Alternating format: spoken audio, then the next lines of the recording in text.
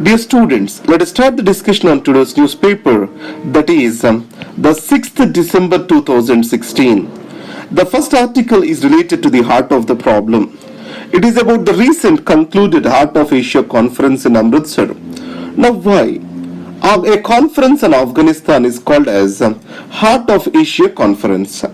It is very much related to the strategic location of the Afghanistan. It is at the tri-junction of East, South and Central Asia. And also, for India and China, it is part of the ancient trade routes that connects them with Europe. So, the reason why the stability of Afghanistan is very much necessary is because of this. If Afghanistan is prosperous, the entire Asia becomes prosperous. And second thing is, what are the reasons for growing instability in Afghanistan? In spite of the democracy being established, most of the Afghanistan is not under the control of the democratically elected government. Afghanistan president is famously called as the mayor of Kabul because its wit runs only surrounding the Kabul. The reason is, the Pakistan considers Afghanistan as its sphere of influence, and it exercises its sphere of influence through non-state actors. The Active Haqqani network is a critical example for this. And in these circumstances, Ashraf Ghani is very vocal about the Pakistan and its role in Afghanistan and nurturing of the terror groups. Initially, when Ghani became the president, he was very positive and optimistic about building the peace with Taliban, and he has asked for the intervention of the Pakistan for the same. But the Murray talks have significantly failed, and the quadrilateral group which is created also did not yield much result. Then, losing confidence on Pakistan, Ghani started questioning the Pakistan and its role in Afghanistan.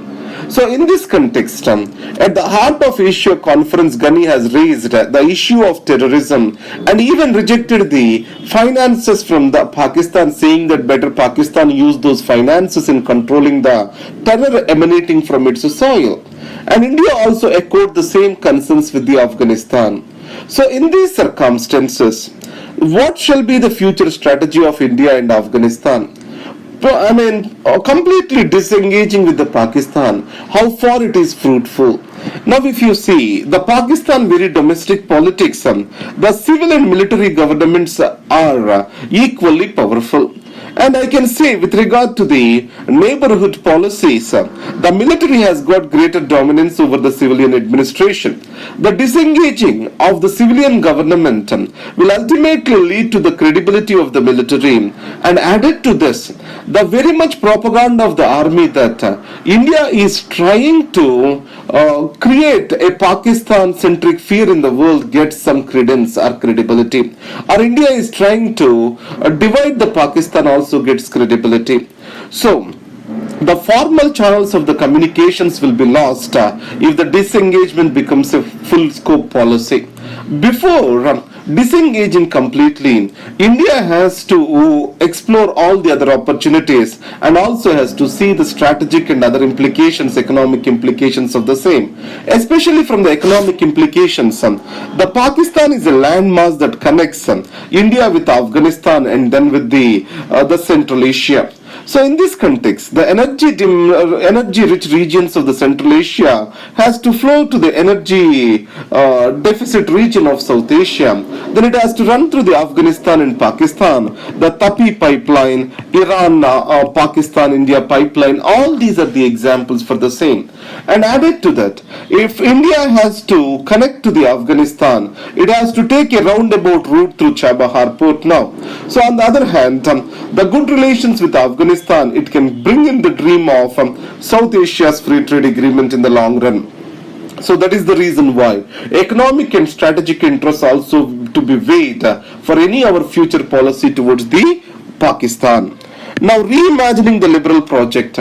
So with regard to this, why the right-wing politics are growing across North America and Europe, which were once considered as the bastion of liberal progressive politics.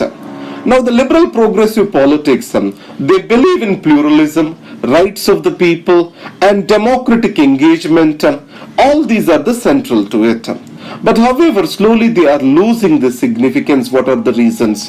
Now, it is more than about the anxiety of rising the right wing. It is about losing the credence for the liberal politics is of more worrisome. Now, the right-wing politics are building on the anxieties which are generated from the failure of liberal progressive politics.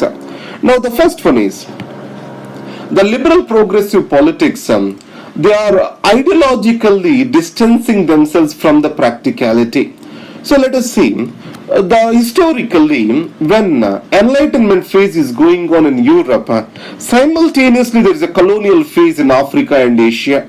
So one way the liberal progressive policies are being talked about in Europe, on the other way these are the same are denied for the people in Asia and Africa. And the second is, in the modern days, these liberal intellectuals are lost touch with the reality. It means their agendas are failed to connect with the common people. So the language which they are using, it is not accessible or understandable by the common people. The left liberals who are supposed to be with the common people, they are also losing the credence or credibility with them. If you take in India, the left almost is becoming insignificant with regard to the politics. So the space which has been created by these, failure of these, is being occupied by the right by cashing on these anxieties of the people. And third, the neoliberal politics have grew up. Simply, what is neoliberal politics? I can say it as market economy based political situation. But however, the neoliberalism is mostly confined to the economics. But however, this is well presented along with the liberal progressive politics. So the liberal intellectuals fail to differentiate between neoliberalism, which is preaching for globalization and also the market economy, and the liberal progressive ideals. So that's why the democracy is getting stitched with capitalism. And sometimes even it is criticized that democracy is a tool for capitalism. Now, added to that intellectual arrogance of the liberal intellectuals. If you see the Francis Fukuyama, he has stated the end of the world. According to him, the liberal democracies are going to be the end of the world. And they fail to contest the ideas. So they have agreed to that. They have satisfied themselves that yes, this is the only the future of the world, and they fail to take into consideration alternative viewpoints which are coming up, and they have claimed the higher moral ground. And in the process, they got distanced themselves from the common people. Any political ideology cannot stand for the test of the day if it is not useful to a common man. And the globalization, it also has strengthened or deepened the identity divides among the people. If you see, the interventions in Africa and also in the Middle East, it has led to the huge influx of the people into the Europe. And it has deepened the identity conflicts among the different sections of the societies in Europe. And immigration has become a major issue of conflict, and it has deeply divided the European societies. And this new identity-based anxieties also given credence for questioning the globalization, and loss of jobs, etc., are being taken as a consequence of the neoliberal politics.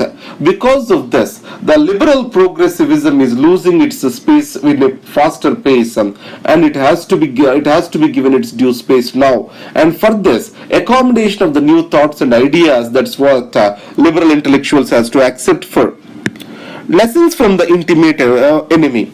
Now, before talking about this article, discuss the relationship between fundamental rights and DPSP. The fundamental rights are meant to create civil and political rights in India. The socio-economic rights are being given by the DPSP. Now, the American society, it talks about the civil and political rights. But if you see the Cuba, it talks about substantive rights that are social and economic rights. Always, both of them have to exist. A person suffering from hunger, he cannot enjoy his freedom of speech. And a person without the freedom of speech cannot grow, particularly with his intellectuality, cannot question the authoritarian tendencies of the leaders. So there is a right match between these two in the South African Constitution. There, the civil and political rights are given a scope as the fundamental rights, along with the substantive rights like right to food, right to education, right to health, right to housing, etc. So, the South African constitution today is said to be the most progressive constitution. But however, the DPSP are also gaining into the Bill of Rights in India through liberal interpretation by the Supreme Court, especially regarding the Article 21 of the constitution. But last week we have seen the article that there is no proper enforceability for the expansion of these rights. That's why they are often criticized as rights without remedies, remedies without rights. The nowhere people. Now there is a UN Convention on Refugees. This UN Convention on Refugees recognizes the political refugees who are the victims of retribution. On the other side, the India are also today in the climate change. We are getting new kinds of refugees who can be called as environmental refugees. The world did not take the cognizance of these environmental refugees. The Paris Climate Meet Conference of Parties also did not give enough importance on the environmental refugees. This is the time the world has to take the credence for the same. Comparing apples with oranges. Now there is National Institutional Ranking Framework was brought by the Human Resources Ministry, and in this, the private institutions, central universities, state universities, they are ranked together. So in this scenario, the state universities are very feebly funded compared to the central universities. So it places them at a disadvantageous position, and it is comparing the apples to oranges. That's why the productivity for paisa spent, that can be a proper criteria, or we can say the cost benefit analysis with regard to the outcomes of the education can be the better criteria for comparing the institutions. That is what is the argument of the author. Now coming to the Indian Express, war as performance. So it talks about how the terrorism is changing. Previously, the jihadist movement in Kashmir, it has been a missionary built to kill the others. Now the Fidaiin attacks or Fidaiin movement, which is more kind of killing themselves in killing the others. So it is more dangerous to be handled because the man is prepared to kill the others and kill himself too. In the case of the earlier terror activities, the man has been prepared to live in killing the others. There is a difference between the two. So the handling of the situation has become very difficult to the armed forces in India. And the case for consensus, it is about the GST and demonetization. Now if you see, the center in an Indian federalism always has to show magnanimity towards the states. And this is the central point towards the cooperative federalism. And in this scenario, the GST is expected to create a national market and improve for the easy movement of the goods throughout the country. And the GST Council is operating to draw the operational protocols for the same.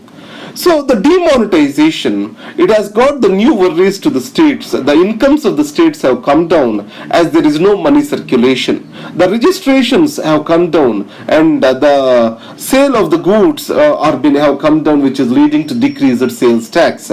So in that scenario, the state has to compensate for the center has to compensate for the states, or at least it shall allow the states to borrow at the higher amounts from RBI. This give and take relaxation has to be there from the center to gain the consensus from the states. And coming to the churn in Europe, again it is about the growth of right wing, and we don't need to remember about this. And then reconnecting Bengaluru and Delhi. Remember that the state is always a patron in India for the growth of science. Either if you see the Indian Institute of Science, Hindustan Aeronautics Limited in the case of Bangalore, it is due to the magnanimity of the Mysore state or patronship of the Mysore state. And the private funds have made them much vital. So Indian Institute of Science, which was established by the Tatars, is on the land given by the Mysore kings. And second is, even during the Nehruvian era, the science was given due prominence, which has been taken forward by Indira Gandhi and Rajiv Gandhi. And later, due credence was not given to the technology transformation in the country.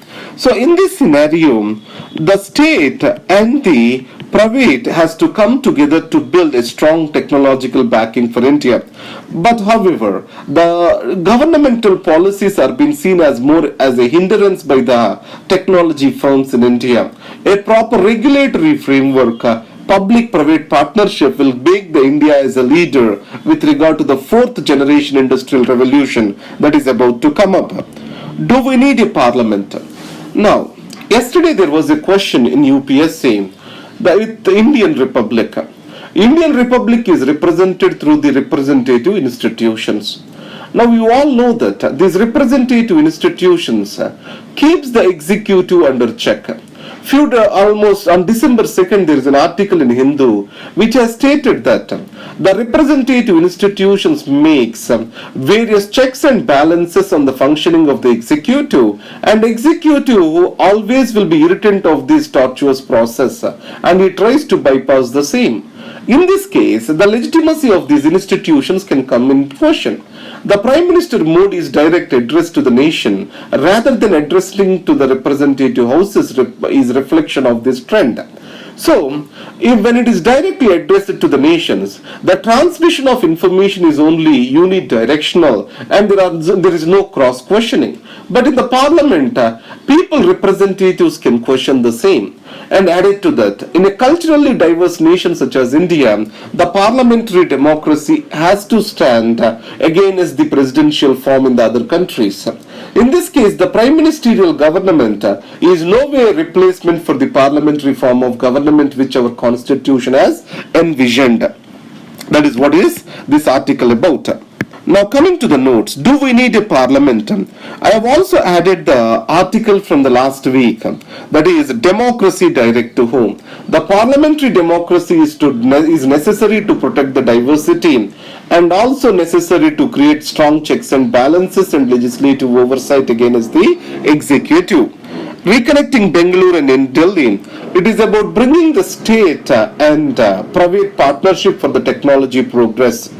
And the Hindu editorial, why progressive liberals are losing their ground at the faster pace. That is, growing distance between the common people and the liberal intellectuals, and arrogance of the liberal intellectuals, neoliberal economic agenda that has led to globalization and the sense of loss of jobs and livelihoods among people, and inability to address the identity concerns, especially after the Arab Spring. These are the reasons for the growth of for the loss of the ground for the liberal progressives and gain of the ground by right-wing politicians. The perspective phase, the lessons from Cuba, it says that the civil and political rights have to be balanced along with social and economic rights in a democracy. But Cuba and United States, they are in divide between these two. Where civil and political rights are given prominence in US, social and economic rights have gained their significance in Cuba. The South Africa is a mix of these two. And in India, the fundamental rights and DPSP, the balance and harmonization which has been reached between the two reflects the same according to me. To nowhere people, international law, new refugees called environmental refugees are growing in during climate change, and they need to be provided with a proper space under the international law, that is UN Convention on Refugees. And then, question of the day. Analyze the reasons for the growth of right-wing politics across North America and Europe. Do you see it as an end to the liberalism? So in this case, you can quote the examples of Trump, Marine Le Pen in France, Brexit, all these examples, and present an answer. And then, Tamil Nadu's Chief Minister Jayalalitha passes away. And I'm a great admirer of her. Not the welfare policies, but the strength and decisiveness of a leader. I mean, welfare policies are good enough, but populism is something which personally I have some objections to. But however, as a leader, as a person, she always left what I can say is, an indelible mark on my life. That's what I can say it as. Right, thank you very much and all the best. And one more thing, repeatedly students are asking for notes. Again, I'm saying it is being posted at www.laix.in civils prep. And then the second thing is the laix.in/civils prep. The second thing is the questions will be discussed on Sunday, and I need 1 or 2 weeks to make a ground and the time for the same. So this is about today's newspaper, and all the best. Thank you.